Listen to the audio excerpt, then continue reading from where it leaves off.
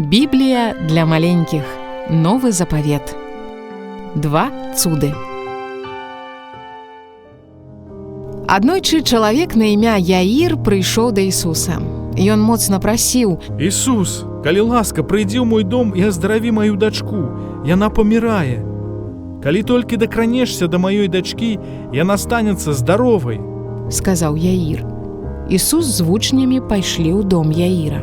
Вялікі натоўп ішоў за Ісусам, калі той накіраваўся ў дом няшчаснага бацькі. У гэты час да Ісуса праз натоўп прабілася жанчына. Яна хварэла ўжо 12 гадоў, лекары не маглі вылечыць яе. Жанчына верыла, што Ісус можа яе аздаравіць. Яна думала: калі толькі я дакрануся да ягонай вопраткі, стануся здароваю.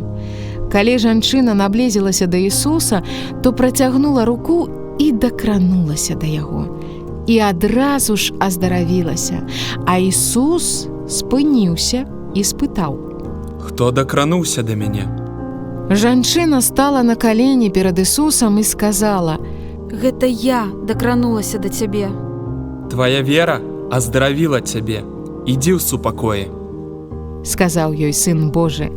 Нарэшце Ісус прыйшоў у дом Яіра. Але людзі казалі, што ўжо позна. Дзяўчынка памерла.